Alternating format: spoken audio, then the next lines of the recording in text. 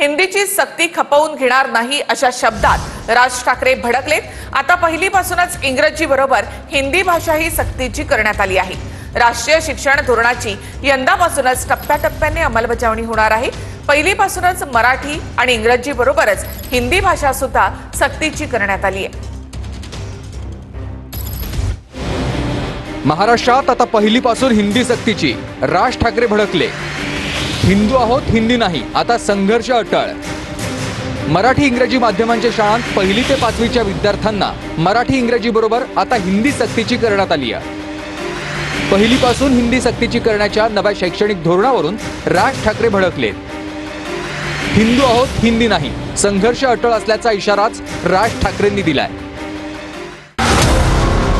राज्यशालेय अभ्यासक्रम आराखडा 2024 नुसार महाराष्ट्रामध्ये पहिलीपासूनच हिंदी ही भाषा अनिवार्य करण्यात आली। मी स्वच्छ शब्दामध्ये सांगतो की ही सक्ती महाराष्ट्र नवनिर्माण सेना खपवून घेणार नाही। सध्या जे सर्वत्र हिंदीकरण करण्याचे प्रयत्न सुरू आहेत ते महाराष्ट्रामध्ये आम्ही यशस्वी होऊ देणार नाही।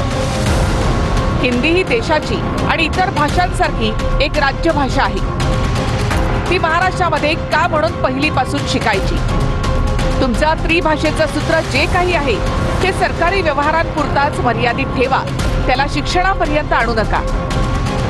आताच ही दुसऱ्या प्रांताची भाषा इथे महाराष्ट्रावर लादण्याचे प्रकार का सुरू झाले?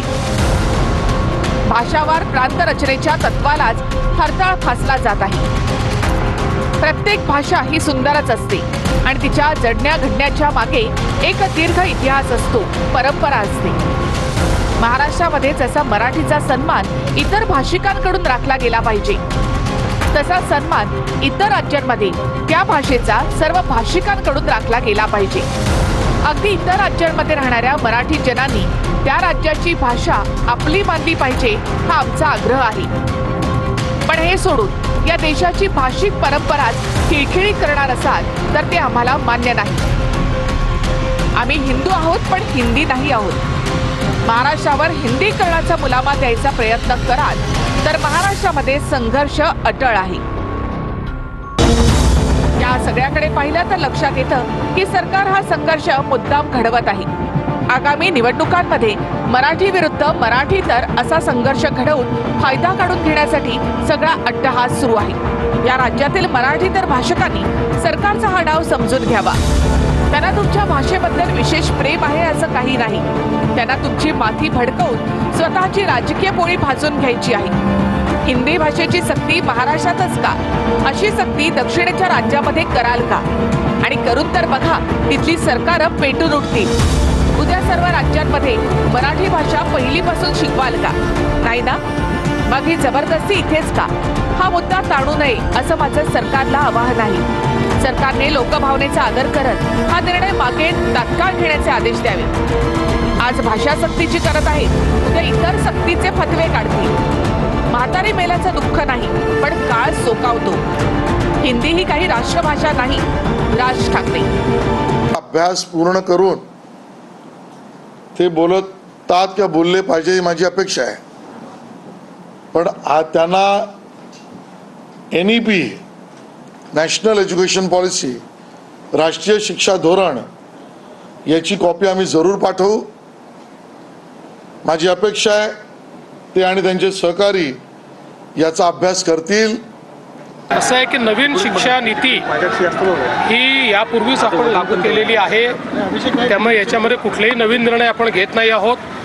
महाराष्ट्रामध्ये मराठी प्रत्येकाला आलंच पाहिजे हा आपला आग्रह आहे आणि त्याचसोबत देशामध्ये एक संपर्क सूत्र तयार करण्याकरता हिंदी एक भाषा आहे की जी संपर्क सूत्राची भाषा आहे, त्यामुळे हिंदी देखील लोकांनी शिकली पाहिजे अशा प्रकारचा यामध्ये प्रयत्न आहे। पण कोणाला इंग्लिश शिकायचं असेल तर इंग्रजी शिकता येईल किंवा अन्य भाषा शिकायच्या असतील तर कुठलीही भाषा शिकण्यापासून कोणालाही मनाई नाही। हिंदी राष्ट्रीय भाषा आहे आणि मराठी मातृभाषा आहे। दोनही भाषा आपल्या राज्याकरता देशाकरता महत्त्वाच्या आहे, त्यामुळे मराठी ही प्रथम आहे।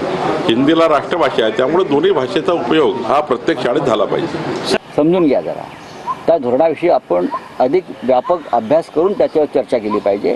एका वाक्यात उत्तर देण्याचा राष्ट्रीय शिक्षण धोरण हा विषय नाही. घाटकोपरमध्ये मराठी कुटुंबाला अपमानकारक वागणूक दिल्याचा आरोप केला जातोय. मांसाहार करतात आणि म्हणून अपमानकारक वागणूक दिली असा आरोप रहिवाशांनी केलाय. गुजराती कुटुंबाकडून अपमानकारक वागणूक दिल्याचा आरोप मराठी कुटुंबानं केला आहे. मनसे पदाधिकाऱ्यांनी सोसायटीच्या सदस्यांना या संदर्भात जाब विचारला. सोसायटीच्या अध्यक्षांनी राजीनामा द्यावा अशी मागणी मराठी रहिवाशांनी केली आहे.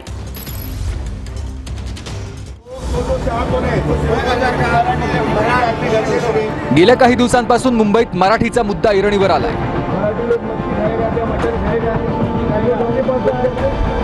घाटकोपरमध्ये मांसाहारावरून मराठी कुटुंबाला हिणवल्याचं सांगत मनसेनं आरोप केलाय. गुजराती कुटुंबाकडून अपमानकारक वागणूक दिल्याचा रहिवाशांचा आरोप आहे. तुम मराठी लोक गंदा है, मच्छी मटण खाते हैं, मराठी कुटुंबाला टोमणे मारत असल्याची ही तक्रार आहे. आम्ही गुजराती लोक आहोत, तुम्ही मच्छी मटण खाता त्याचा आम्हाला वास हो. तुम गंदे लोग है तो तुम मराठी में आके क्यों रह रहे भाई.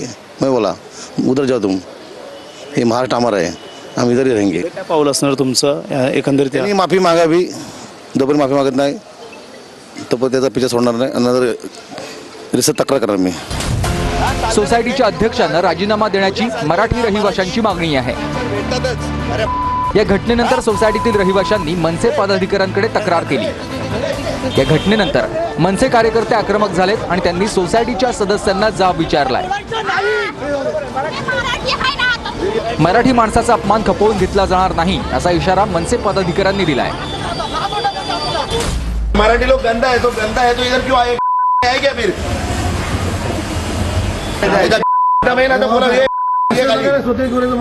आणि हा पोल कसला पोल मतदानाला उभा आहे का? मेसेज पण पिन आता आम्ही पण सगळे मराठी माणसं येतो आणि इथे थांबतो. सगळे येऊ का इकडे? बोला पोल बनवलाय ना तो तुझ्या पोल नाही तर आम्ही लोखंडी पोल आणून टाकू. हा चाललं ना इकडे तुझ्यासारखे ना मराठी कुठे ना कुठे लाचार भेटतातच. लावली मग तुला काय निवडून घेतलाय कमिटीवरती म्हणून काय रे? झाला हे इकडे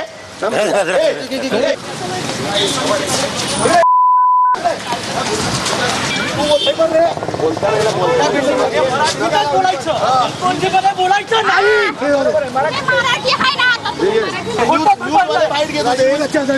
का पळाला स्कूटी घेऊन सकाळी तो कोण गेला तुम्ही कशाला बोलतोय की इथं मराठी माणसाला नाही? आमचे काल मी जो काय व्हिडिओ बघितला मला अजून पूर्ण माहिती मिळाली नाही, पण आमचे महाराष्ट्र सैनिक तिथे गेलेले आणि जे राजसाहेबांनी सांगितले ती भूमिका आमची कायम आहे. जिथे मराठी माणसावर अन्याय होईल तिथे कानाखाली आवाज बसेल. या महाराष्ट्रामध्ये आपापली भाषा सर्वांना वापरण्याचा अधिकार आहे, पण मराठी भाषा ही महाराष्ट्राची आहे, ती पुढं नेली पाहिजे, ती अग्रगण्य भाषा झाली पाहिजे. आमच्या माय मराठीचा आवाज हा संपूर्ण देशामध्ये गुंजला पाहिजे. पण याचा अर्थ असा स्थानिक लेवलला वाद करून भाषामध्ये वाद करणं काही योग्य नाही. धनंजय मुंडे यांच्यासाठी सर्वांनी मिळून प्रार्थना करा असं नामदेव शास्त्रींनी म्हटलंय. धनंजय मुंडेंच्या गालावरून वारं गेलंय, चांगली वाणी बंद पडली असं शास्त्री म्हणाले आहेत. पहिल्या पदावर येऊन धनंजय मुंडेंच्या हातून समाज कल्याण घडावं असं नामदेव शास्त्रींनी म्हटलंय. भगवानगडाची छेडछाड करू नका, नामदेव शास्त्री यांचा रोख नेमका कुणाकडे अशी चर्चा यानंतर सुरू झाली आहे. तर भगवान बाबा जेव्हा मारतात तेव्हा काठीचा आवाज येत नाही असंही नामदेव शास्त्रींनी म्हटलंय. संतोष देशमुख हत्या प्रकरण आणि खंडणीच्या प्रकरणावरून आरोप झाल्यानंतर नामदेव शास्त्रींनी धनंजय मुंडेंची पाठराखण केली होती. आता धनंजय मुंडेंच्या राजीनाम्यानंतरही नामदेव शास्त्रींनी पुन्हा धनंजय मुंडेंचीच पाठराखण केली आहे. धनंजय मुंडे पुन्हा त्याच पदावर यावेत असं नामदेव शास्त्री म्हणालेत. पिंपळनेरमध्ये संत भगवान बाबा गडाचा नारळी सप्ताह सांगता समारंभ होता. या समारंभातून नामदेव शास्त्रींनी भगवान गडाशी छेडछाड करू नका असा इशाराही दिला. त्यामुळे नामदेव शास्त्रींचा रोख नेमका कुणाकडे अशी चर्चा सुरू झाली आहे. मगाशी आता मला फेटा बांधायला गेलो त्यावेळेस फोन आला होता. आपल्या बीड जिल्ह्यातले भूमिपुत्र धनंजयजी मुंडे या कार्यक्रमाला येणार होते. क्लिअरन्स मिळाला नाही, त्यांचं निघता नाही आलं तिथून. ठीक आहे, काय हरकत नाही. मला तर असं वाटतं की त्यांच्या गालावरून जे वारं गेलेले आहेत, सगळ्यांनी मिळून भगवान बाबाला प्रार्थना करा एवढी चांगली वाणी जी बंद पडली आहे ती सुरू व्हावी आणि पुन्हा पहिल्या पदावर येऊन समाज कल्याण त्यांच्या हातून घडावं, एवढंच त्यांच्याविषयी आपण बोलूया. गडावर एकोप्याने राहतात, आमच्यात खडे टाकू नका. हा वारकरी संप्रदाय आहेत, जातीपातीच्या पलीकडचा संप्रदाय आहेत. पण दुसरा एक शब्द सांगताना सांगून जातो, गडाची छेडखानी करू नका. आज पिंपळनेरमधल्या कार्यक्रमात आमदार सुरेश धस यांनी हजेरी लावली. मात्र हेलिकॉप्टरला उड्डाणाची परवानगी न मिळाल्यानं धनंजय मुंडे कार्यक्रमाला पोहोचू शकले नाहीत. भाजप खासदार मेधा कुलकर्णी यांनी मशिदीमध्ये घुसून गोंधळ घातल्याचा आरोप होत आहे. पुण्याच्या छोटा शेख सल्लाउद्दीन दर्ग्याच्या मशिदीमधील एक व्हिडिओ समोर आला असून मेधा कुलकर्णी यांना अटक करा अशी मागणी नॅशनल कॉन्फरन्स फॉर मायनॉरिटीनं केली आहे. खासदार मेधा कुलकर्णींवर मशिदीत घुसून गोंधळ घातल्याचा आरोप. 13 एप्रिलचं सीसीटीव्ही फुटेज समोर, पोलिसात तक्रार दाखल. खासदार मेधा कुलकर्णी यांच्यावर मशिदीमध्ये घुसून गोंधळ घातल्याचा आरोप करण्यात आलाय. सामाजिक कार्यकर्ते राहुल डंबाळे यांनी हा आरोप केलाय. हनुमान जयंतीच्या दिवशीचं 13 एप्रिलचं सीसीटीव्ही फुटेजही राहुल डंबाळे यांनी समोर आणलंय. मेधा कुलकर्णी यांनी छोटा शेख सलाहुद्दीन दर्ग्यामध्ये अजान रोखून गोंधळ घातला आणि स्थानिक मुस्लिम नागरिकांना धक्काबुक्की केली असा आरोप डंबाळे यांनी केलाय. आजानचा आवाज बंद करण्यासाठीच्या नावाखाली दर्ग्यामध्ये घुसून गोंधळ आणि दंगल सदृश्य परिस्थिती निर्माण केल्याप्रकरणी राज्यसभा सदस्य असलेल्या मेधा कुलकर्णी यांच्यावर पुणे पोलिसांनी गुन्हा दाखल करून त्यांच्यावर अटकेची कारवाई करावी अशी मागणी आज नॅशनल कॉन्फरन्स फॉर मायनॉरिटीच्या वतीने राज्य सरकारकडे करण्यात येत आहे. या वादात पोलिसांनी हस्तक्षेप केल्यानं अनर्थ टळला असंही डंबाळे म्हणालेत. छोटा शेख सलाहुद्दीन दर्गा ट्रस्टकडून याबाबत पोलिसात तक्रार देण्यात आली आहे. मात्र अद्याप यावर गुन्हा दाखल झालेला नाही.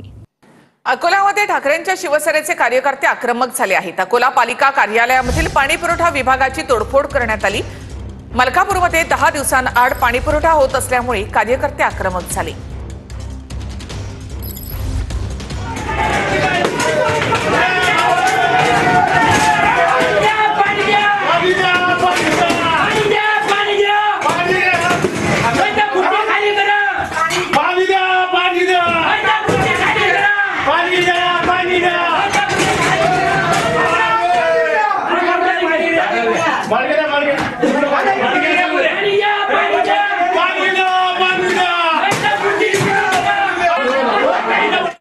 सौगंध मोहम्मद की खाते है, मंदिर वही बनाएंगे, बंडा तात्यांनी असं म्हटलंय. संत शेख मोहम्मद मंदिराच्या जीर्णोद्धारावरून बंडा तात्यांनी हे विधान केलं.